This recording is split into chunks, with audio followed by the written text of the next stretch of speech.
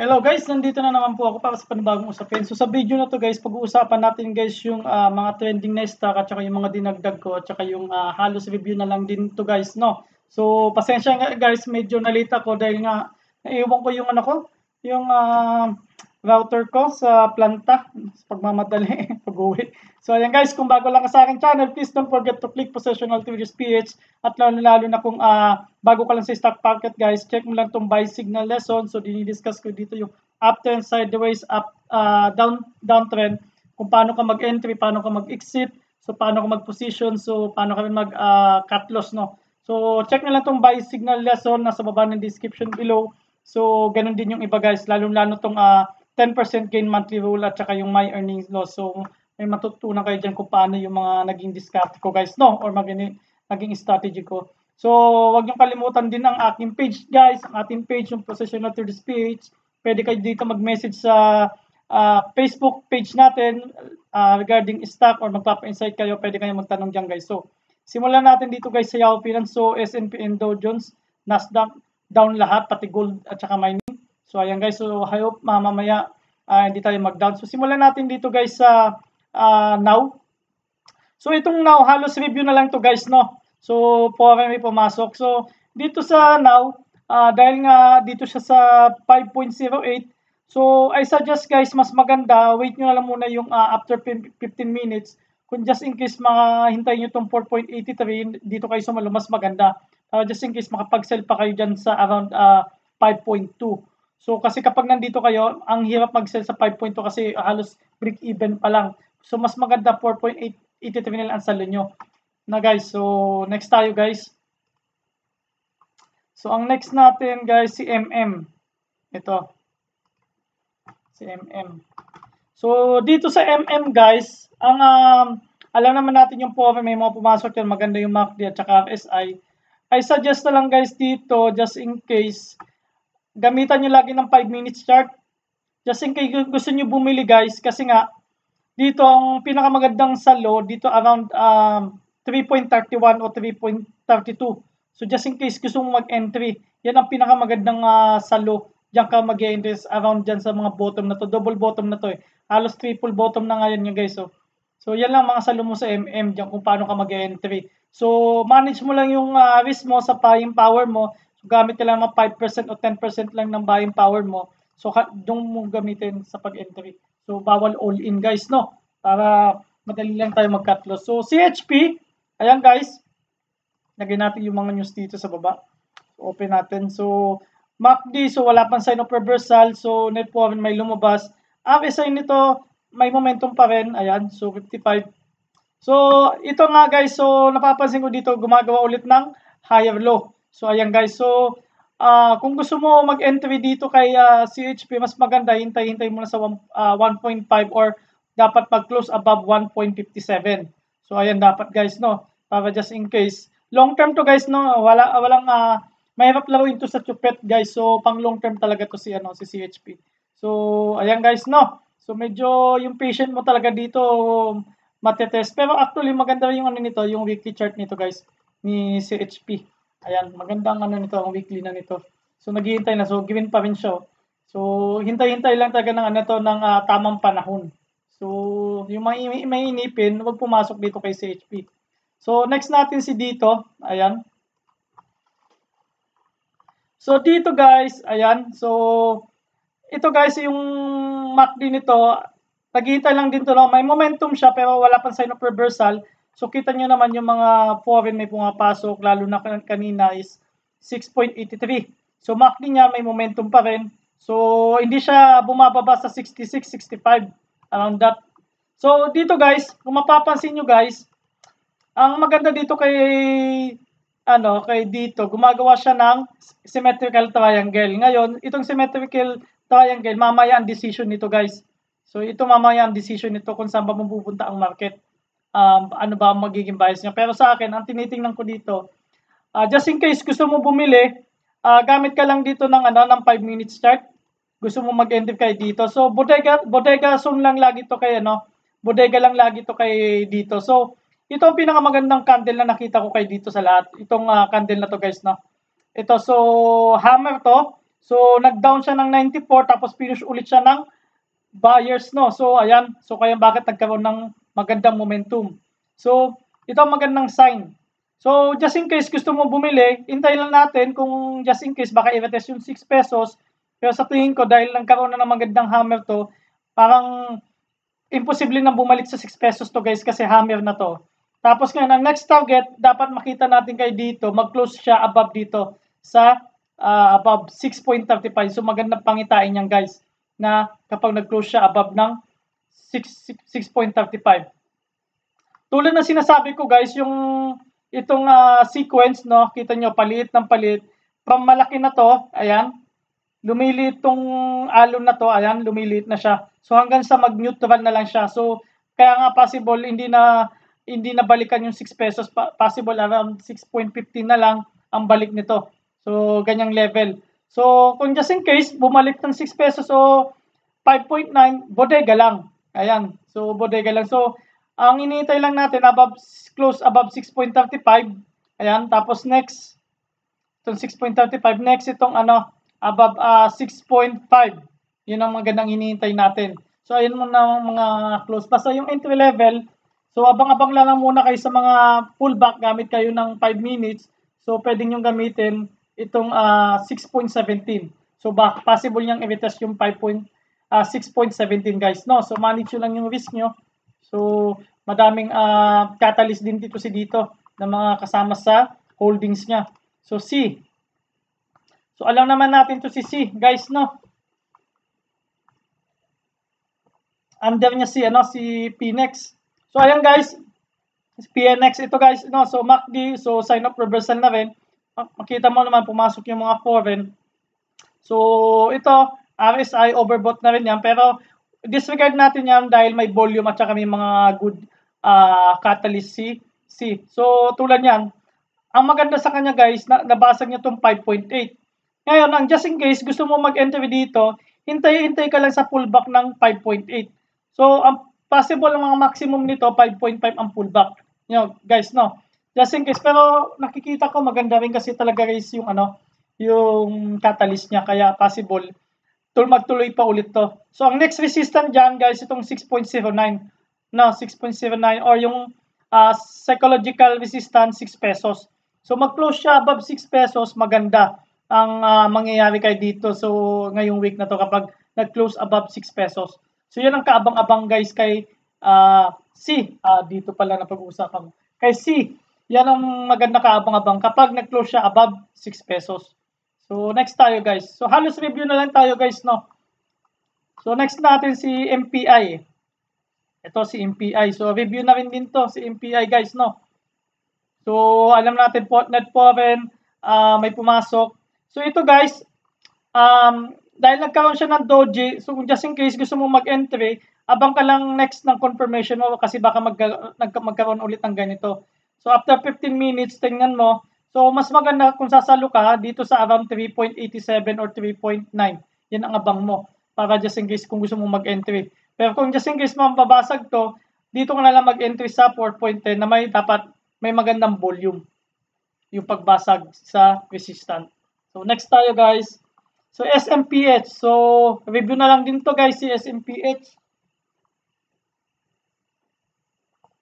So 69 na rin yan yung RSI nito at 62 yung 62.13 million yung foreign ang pumasok. So ayan guys.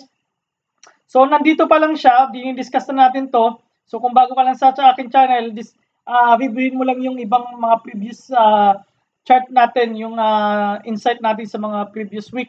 So na-discuss ko na rin to. So ayan, congratulations guys yung mga nakasabay dito sa mga nag-hold.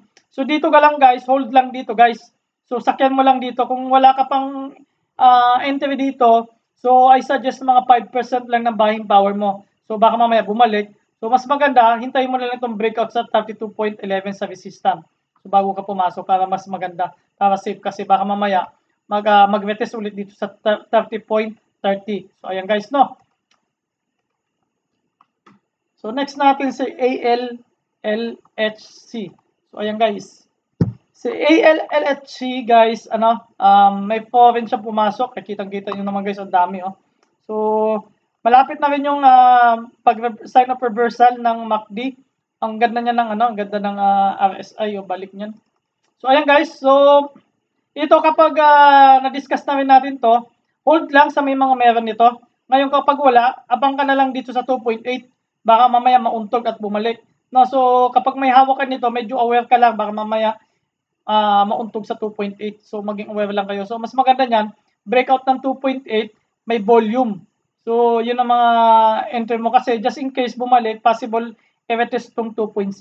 Ayan guys, no? Next tayo si LTG. Ito na-discuss ko na rin 'to mga nakaraan to guys, no, si LTG. So congratulations sa mga nag-hold nito. Ayan. So ang maganda sa kanya kay LTG, nag-close above 10.59. So binasag niya. Kaso nga lang, hindi ko lang gusto dito guys, wala na halos volume.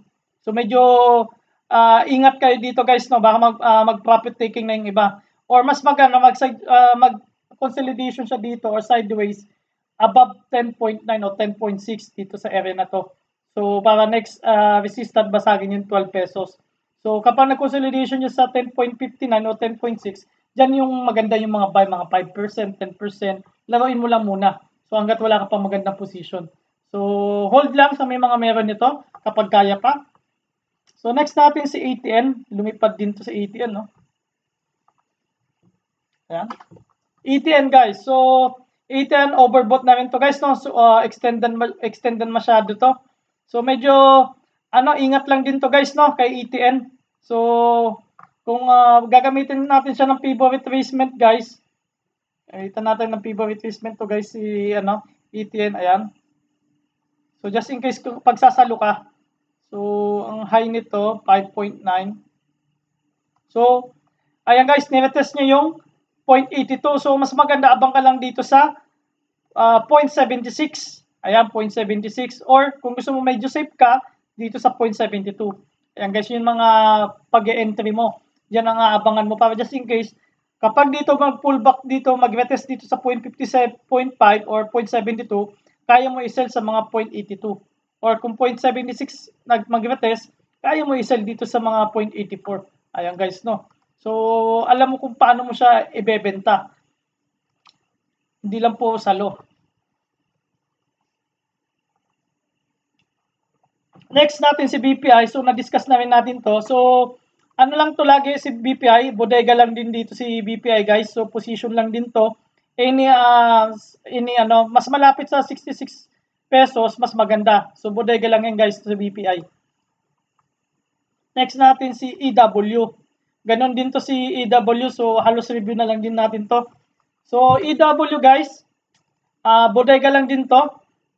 Bodega lang to. Ngayon, kapag nabasag tong around 9 pesos, sell ka na. So, possible kasi i-retest tong 8.62. So, hanggat na nyo sa part na yon, buy lang ng mga 10% lang ng buying power mo. So, position lang to lagi si EW. Pasensya na guys, medyo mabilis no kasi ang dami nito. So halos review na lang tayo dito guys kasi na-discuss ko na rin ito nakahapon no. So halos review pati itong kay Meg. So RSI nito may momentum 52. Ayan, pati MACD, sign of reversal na rin. So ito, position pa rin to kay kay Meg. So maganda to na ang iniintay lang natin mabasag tong resistant or itong moving average na 100 na sa 3.04. Mag-close siya above 3.04 mas maganda. Ayan guys, no? Kasi siya na magiging support na. Sa ngayon, ito pa rin ang resistant na moving average 100, no? Sa 3.04. So, ano lang to? Position pa rin to kay may naghihintay tayo ng breakout dito ng short downtrend, no? So, ayan guys. Next natin, si EEI. Ayan, EEI. So, EEI, ayan guys. So, nasabi ko nga, position na to. So, ayan, gumanda na yung nag 3.73 siya. So, ito guys, kung wala kang position dito, buy ka lang ng mga 5%, 10% maximum. So, kapag ito nabasag na 7.2, abang ka na lang dito, cut-loss ka na, abang ka na lang sa 6.94. So, kasi sinasabi ko dito, buy near 6.94. So, yun ang pinakamaganda. So, ayan guys, no? Or, abang ka na lang sa susunod dito sa around level ng malayo pala tong 8.41 eh. Wait natin guys. So, pwede pa. Buy ka lang ng mga 5%, 10%. So, or baka mamaya, hintay ka lang ng mga 15 minutes. So, baka mamaya mag-retest dito sa mga 7.35. Ayan guys, no? Yun ang mga abang-abang mo ng entry. So, ang hirap mag-habol guys kapag wala kang position talaga. So, next natin si Bloom.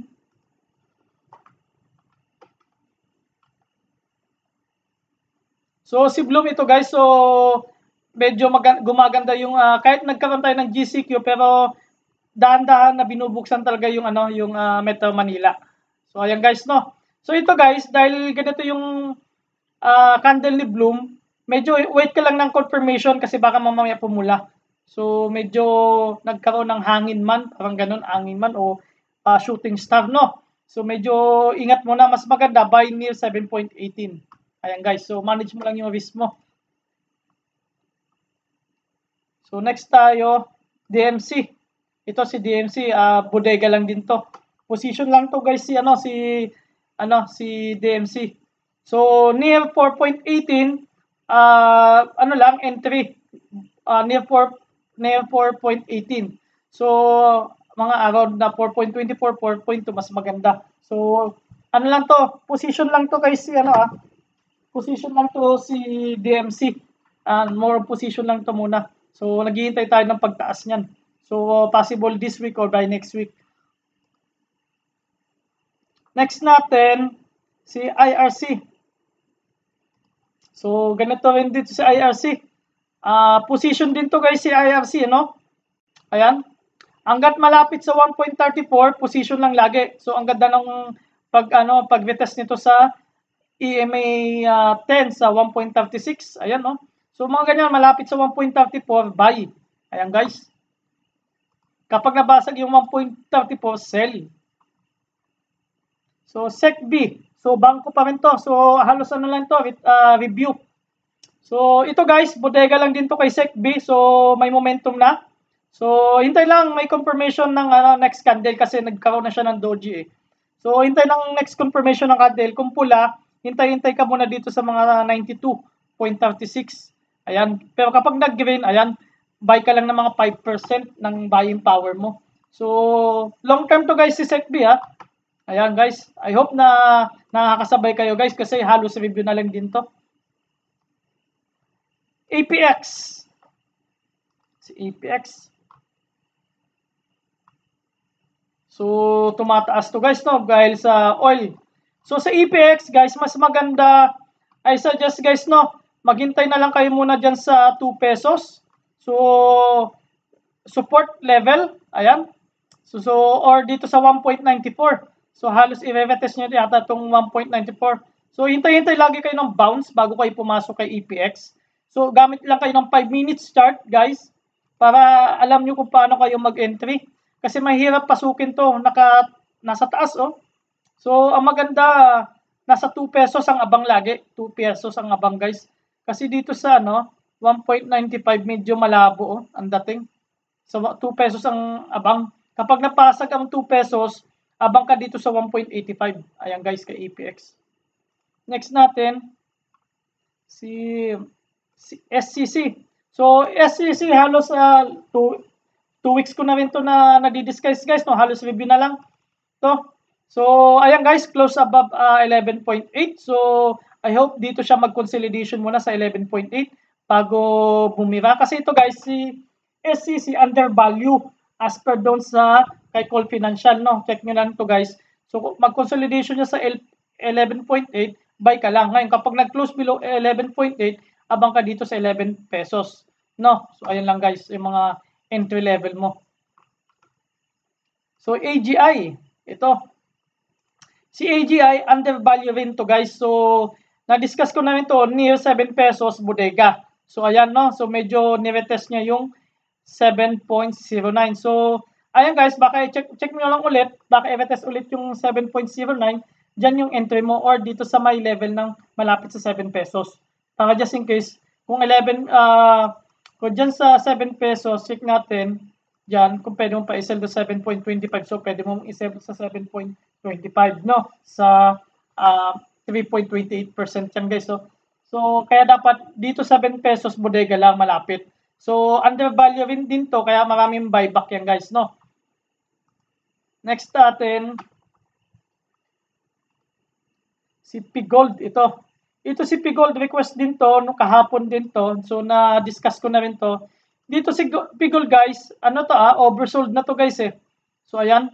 So, tamang ano lang, entry lang dito. Gamit ka lang ng 5 minutes guys. Wala pa kasi ng confirmation. So, although maganda na tong confirmation na to, so wait ka na lang ng next candle bago ka umentry. Kasi ito, medyo alanganin ka pa dito kasi hindi pa malinaw yung candle na to. Oh. So, ayan. So, ang entry mo dito dapat dito sa level to sa 41.41, yun ang entry mo. Yan ang dapat na abangan mo, baka i-retest yan. Or, kapag malapit dito sa level ng, wait natin, yung 1 day. Position lang din to si Pigold guys or malapit sa 40.45, yan ang mga entry level mo. So, gamit ka lang lagi ng 5 minutes guys sa entry level mo. So, next natin si FGen. So, na-discuss ko na rin to si FGen nung nakaraan guys. So, halos review na lang din to. So, FGen, so bullish na bullish. Grabe. So, congratulations sa mga nakakuha nito. So, na-discuss ko na rin to ng mga nakaraan. So, guys, congratulations, no? So, ito kung sa FGen may hawak ka, hold lang. So, kapag niretas yung 25.68, dito ka lang bumili. Near 25.68 or gamit ka lang ng 5 minutes chart kung gusto mo mag-entry. Ngayon, ang hinihintay natin, mag-break tong 27. Tapos, dapat may good volume na magandang volume. At least mga ganitong volume, average yung volume. So, kapag mag-sideways siya di sa 25.68, mas maganda. So, dyan na yung mga entry level mo. Ngayon, kapag nabasag yan, so, sell mo na, abang ka na lang dito sa malapit sa, check mo muna itong 25 or 24. Ayan. So, halos alam natin dapat kung saan tayo mag-entry guys. Yung pabor sa atin. SPC guys, so na-discuss ko namin to last week ng breakout dito guys. So, medyo ingat na lang din to, no? So, medyo mataas na to. Yung RSI na to, 83 na. So, hold na lang. So, hindi ko namin kaya i-suggest guys kung kaya yung pumasok dito kasi na-discuss ko na to last week dito pa lang sa breakout. Ito So, malaki-laki na rin yung earnings ng mga nakasalo, lalo na yung pag-retest dito sa 10.11. So, ayan. So, to guys all-time high to guys, si SPC, kaya medyo ingat. So, kung kaya mo na mag-take profit or kaya mo pa rin sakyan mo. Hanggat may volume yan na maganda, sakyan mo. Pero kapag maliit na ang volume, medyo nakakatakot na. So, mag-transfer ka na guys, no? Maraming salamat guys sa mga nakasalo kay SPC. So, next natin si IDC. Ayan, IDC. So, madami-dami to guys. Kaya, pasensya na. So, buy signal pa rin tayo guys near 2.4. Ngayon, kapag hindi umabot ng 2.4, gamit ka lang dito sa mga 2.5. Buy ka near 2.5. Yun ang position mo lang. So, ayan guys. So, manage mo lang yung risk mo kasi possible mo 2.5 ka nakabili. Sell ka dito near dito. So, malaki-laki pa yan guys, no? So, near 2.5 ka. Kapag nabasag 2.5, sa 2.4 ka mag-abang. Next natin, PHR. So, ni-request to ni Ma'am Wyrin mo. So, si Ma'am Wyrin. Hello, Ma'am. So, ito, buy near 2.4 lang to. Kasi nga, downtrend pa to guys. Nasa downtrend pa ito guys. Kaya mas maganda, bumili ka near 2.4 lang. So, ayan guys, no? So, dito naman may may disclosure to. So at saka yung isang information dito na 32% discount just in case papalo ng reopen nito IPO 1.68. Ayan. So discount ng 32. Kaya example, nabili mo ng 2.54, magdi-discount pa ng 32% diyan kapag sa re-IPO. So ayan guys, no. So check nyo lang yung yung disclosure nito. Next natin si PNX. Ito si PNX guys. Isa itong awak ni Dennis Uy na isang pinag-uusapan sa West Philippine Sea. So ayan guys. So base dyan, kung gagamit tayo ng pivot retracement, ayan. So, ang next entry mo, ang abang mo dapat, saktong-sakto sa 0.5 natin guys. So eto guys support tong 13.72. So, matibay na to. So, mas maganda, mag-ambang nga ng pullback dito sa 13.72. Or dito na lang sa level na to na 14.41. Or gamit ka lang din ng 5 minutes chart para alam mo kung saan ka mag-entry. So, ayan guys. So, medyo parabolic to guys dahil nga, ano to hotspot yung mga oil. Ayan guys. So, pick na pick yung oil na yun ngayon. ASEN. So, ito guys, si ASEN. So, magandang fundamental nito, pang long term talaga guys. So, ito guys, tulad ng sinasabi ko dati, ito, Timon, ang sinasabi ko na pa dati dito, 20% lang tayo simula dito. So, ito guys, no? So, maximum lang tayo ng 3.70, tapos sell na tayo. So, medyo malapit na. Kasi ito, kung nasundan yung mga video ko, 23% to, 20%, something, ito dapat, assume lang natin na 20% din, mga 3.7 o 3.6, pwede ka na mag-sell ng tranche dito kung just in case. Pero kung long term ka naman, hold mo lang. Ayan guys, no? So, hintay-hintay na lang kayo dito sa mga 3.37. So, medyo mga buntot na lang yung hihintayin mo sa buntot para makapag-sell ka pa. May kita pa. So, nickel tayo guys. So, pasensya guys, medyo mabilis, no? So, halos review na lang din to guys. So, buy close above 3.75 ka. No? Buy close above 3.75, at least mga 5%, 10% lang ng buying power mo. Ngayon, kapag nag-close below, abang ka lang dito sa part na to. Yan yung sa 3.5. Diyan ang buy mo, near 3.5. Next tayo, tapos si Nickel MBT. So, MBT, so ilang beses ko na-discuss to, mga 2 weeks na ata to, kasama pa yung breakout. So, ayan. So, ito, wait ng confirmation guys, ng next candle. Ngayon, kung gusto mo bumili, mas abang ka lang sa malapit sa 40 pesos. Ayan. Kasi ito, doji to, halos ito, spinning top pa. No, doji, spinning top. So, hintay ka ng confirmation. So, nasa uptrend pa rin naman siya, guys, no? So, sinasalo pa rin naman siya ng, tingnan natin kung kasasaluin siya ng EMA 10. Ayan, kasi kapag na-break kasi yung EMA 10, rules ko din yon, sell na. Kapag na-rules yung EMA 10 yung around 40.2. Ayan guys, no? So, kapag malapit sa 4.2, long term ka, ay 40 pesos, long term ka, abang ka lang dyan. So, yan ang abang mo, mga entry, or dito sa around 40.55. Ayan guys. So, next tayo guys. Ito si Green. So, ilang beses ko naman ito na-discuss guys. So, maganda fundamental nito, parehas ni Isen. Tulad na sinasabi ko guys, buy ka lang near 2.38. Ayan, 2.38. Kapag nabasag yung 2.38, abang ka sa 2.26. Yun ang mga buy mo.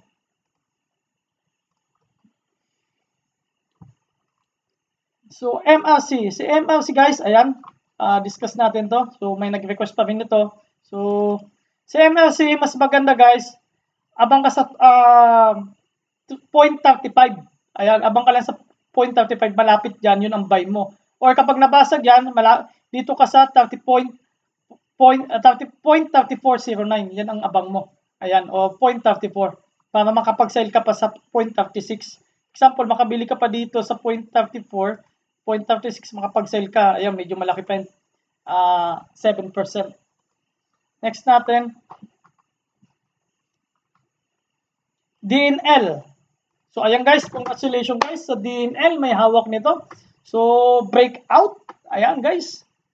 Ang ganda ng pasok ng DNL. Ayan guys, no?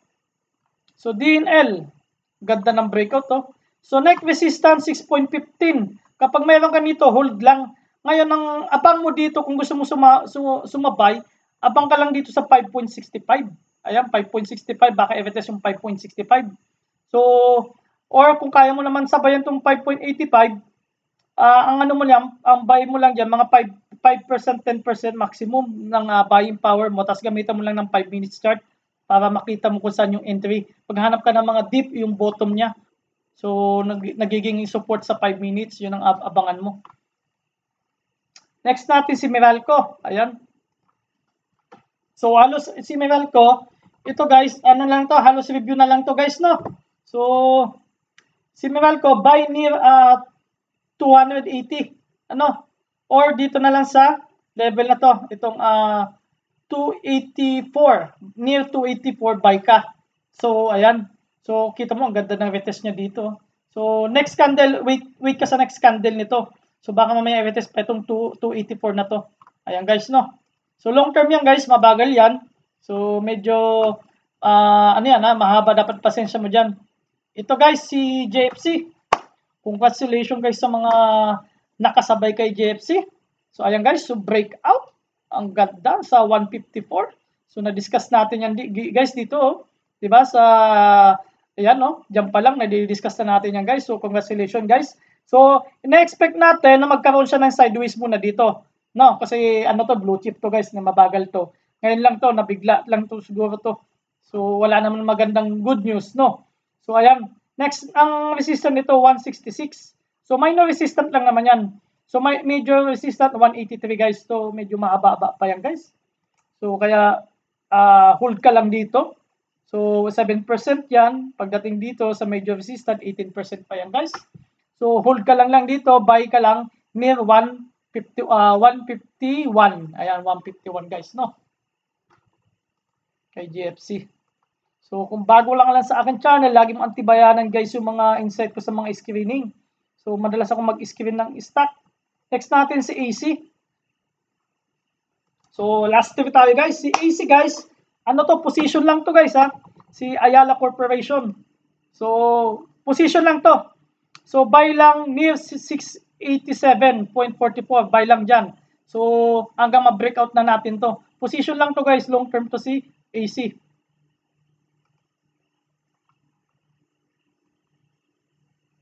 So, next natin si Mac. Ito, lumipad yung mga aeroplano. So, lahat ng mga alam natin yung mga non-essential, yung gusto yung mag-travel, ayan. So, binigyan na ng go signal ng government. So, ayan. So, gamit lang kayo ng 5 minutes nito, guys. Ngayon, mas maganda, near 4.65 yun ang buy mo. Ngayon, kapag nag-close above 5.15, dapat may volume na ganito. Tapos, ang buy mo dyan, 5.15 na. O kaya mo naman sabayan, 5 pesos.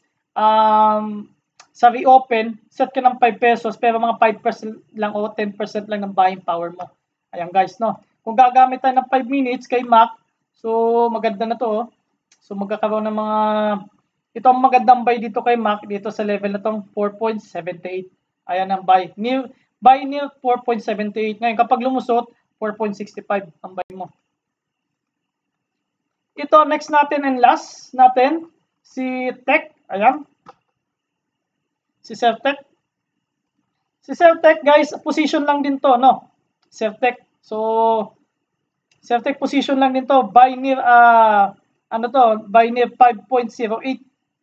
So, ang dami ko ditong nilagay na, matagal na kasi din to na sinusubaybayan ko. Buy near 5.08 lang to. Position lang to, guys. So, next resistance, 5.9. So, kung from 5.37, meron ka pa tayong possible na 9.9% or 8% na malinaw. Or mas maganda kasi guys, basag to ni Tech mo na tong 5.5. Yan. Tapos, pwede rin siya mag-consolidation dyan. Kasi nga, support din yan, no? Minor support guys.